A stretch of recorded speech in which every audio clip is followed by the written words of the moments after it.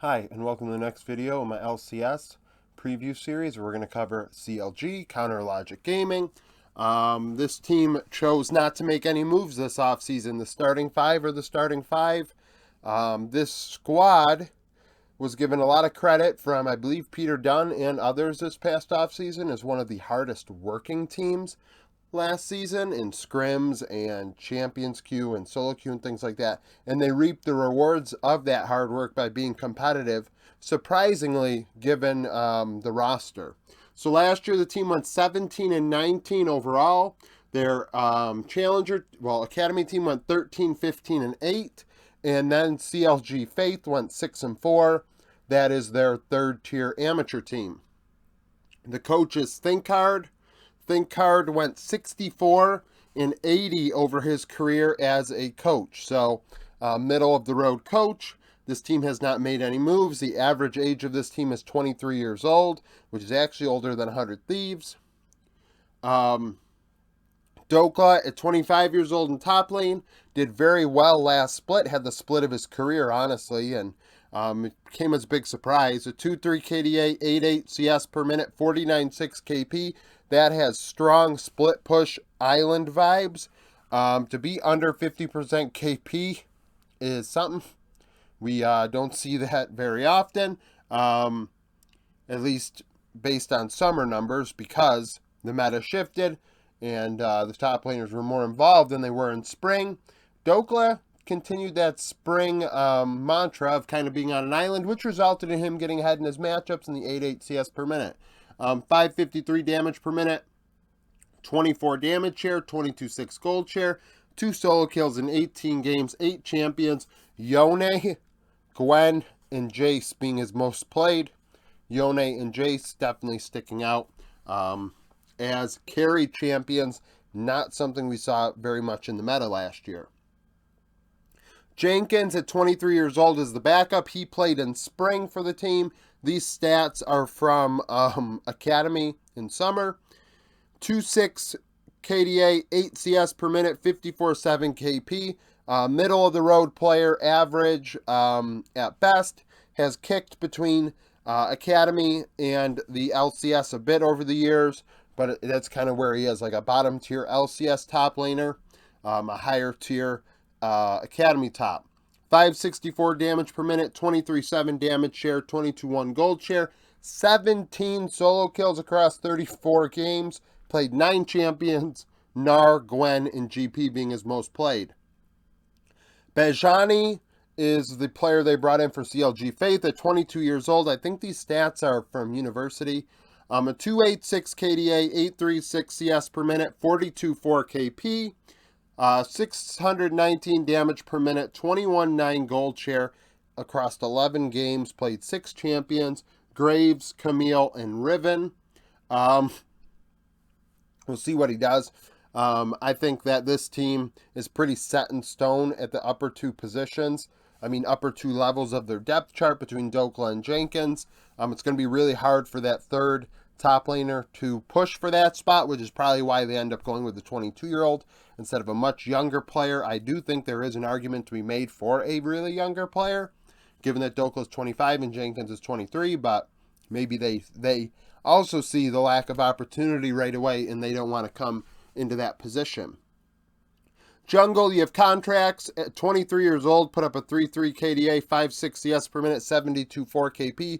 Definitely a very, very high-level performer for this team last year.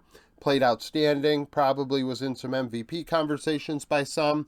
337 damage per minute, 14.6 damage share, 18.6 gold share, 4 solo kills across 18 games, played 10 champions. Viego, Poppy, and Wukong, I believe, were the only 3 champions he played more than once. A very deep champion pool. I even think there was a Nidalee in there. Willing to do a lot of different things and benefited from all that practice, all those scrims, being able to try different things allowed him to open up his champion pool and build a bigger foundation. Contracts and Palafox were definitely outstanding in summer, outperforming a lot of people's expectations. Behind Contracts is Kevy. At 22 years old, Kevy came over last year from OS. He had been with team order and went to MSI where the team really struggled. But Kevy was an eccentric player. Disappointed in Academy last year, put up a 1.9 KDA, 4.8 CS per minute, 64.7 KP, 299 damage per minute, 13.3 damage share, 17.8 gold share, 2 solo kills across 16 games, only played 6 champions. One of the things with Kevy that was impressive was his carry potential. His numbers were just disgusting with order going into MSI, and it was like, well, this guy looks like a really good minor region jungler that like 1v9s, and somebody should pick him up. CLG do. He struggles. I mean, these numbers are awful. But then again, first split away from home. Also, Oats is no, like, I mean, Oats isn't like a proving ground for a lot of players. Wukong and Viego were Kevy's 2 most played champions. NXI at 23 years old returned to action in 2022. They did not play really. These stats are from FlyQuest in 2021. Put up a 5.1 KDA, 5.8 CS per minute, 68.7 KP. So a little more carry oriented. 431 damage per minute, 18.7 damage share, 19.8 gold share, which is very high for a jungler. 2 solo kills across 24 games, played 8 champions. Rumble, Diana, Lee Sin. With the Rumble and Diana in there, you definitely know we're talking about 2021. So actually, 2 years ago, not 1. In mid lane, we got Palafox at 23 years old, put up a 3.3 KDA, 8.2 CS per minute, 61.6 KP. These numbers are a little puzzling. Palafox was really active last year, getting around the rift, was very involved. Gave up a little bit in lane to do so. 621 damage per minute, 27.2 damage share, 22.1 gold share, 2 solo kills across 18 games, played 10 champions, Azir being the most notable. A lot of different champions he played. I think he played a bunch of champions twice or 3 times, which was like there's no tiebreaker here. So Azir was the one he played clearly the most. His Talia sticks out to me when that was meta. Palafox and contracts, like I said, really did some work for this team in summer. Once again, they have a solid player behind him. Their academy team looks pretty good going into this year. Copy at 20 years old, put up a 3.4 KDA, 8.1 CS per minute, 63.5 KP. A lot of people think Copy's pretty good. I've never seen him play.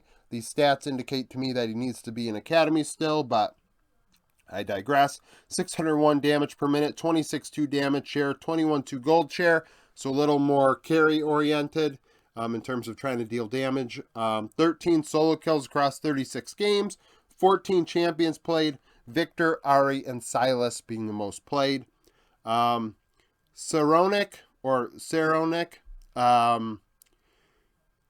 is a Latin American, I think he is an import. Put up a 5.96 KDA, 7.07 CS per minute, 59.6 KP. Not great numbers. The KDA is obviously great. I mean, it's a 6. But the CS per minute, just only 7.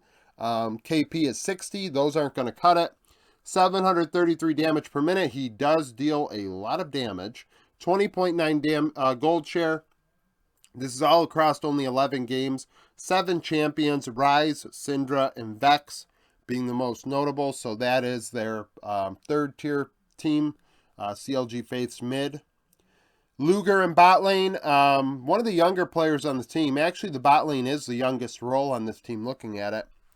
21 years old. These stats you definitely have to take with a grain of salt because CLG's bot lane cheesed the hell out of the split. Put up a 4 KDA, 8.1 CS per minute, 69.5 KP, 563 damage per minute, 25.1 damage share, 22.8 gold share, no solo kills, 11 champions in 18 games, Sivir and Seraphine being his most played. Yes, Seraphine. There was some Senna in there. This team chose to use a lot of different bot lanes to try and create advantages and cheese draft, which worked for them, benefiting once again from all their practice and trying different things out. That was CLG's ticket, was playing Seraphine bot, which I penalized them for in my power rankings, and some people would get upset with me, and I was like, well, I mean, this is all they can do, and in the end, that is all they could really do. But Luger and Poom provided a little bit of pizzazz last split. That was fun to watch. Behind Luger is Meech at 21 years old. Some people really like Meech. I haven't seen him play. A 2.6 KDA, 9.1 CS per minute, 61.8 KP, 603 damage per minute, 26.1 damage share, 23.6 gold share, 1 solo kill across 28 games, 8 champions, Aphelios, Zeri, Ezreal, his most played. These numbers do not warrant a promotion. Some people do think he is one of the better AD carry prospects. I mean, maybe. I don't watch Academy, so I don't know.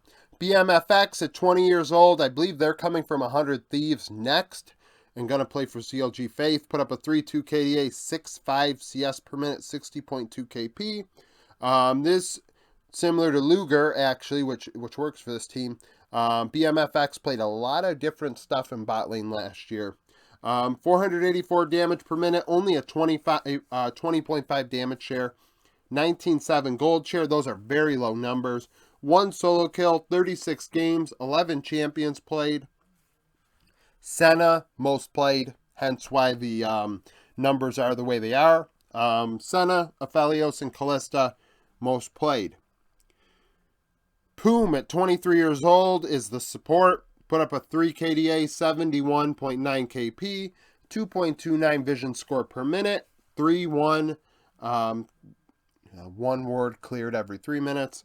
11 champions, 18 games. Lulu, Karma, Alistar, his most played. Very deep champion pool. Like I said, this bot lane was all over the place, picking a lot of different things. And showing a lot of range in what they could offer in draft. Breezy at 23 years old is the backup. A 3 KDA, 68.4 KP, 2.6 vision score per minute, 0.35 cleared wards per minute, 14 champions, 36 games. Rakan, Karma, and Nautilus, which is interesting. Both players, Poom and Breezy, playing a lot of Karma. I think that's indicative of internal activity. Breezy also played a lot of champions queue. He is notable. Obviously, a few years older than Busio, but notable nonetheless.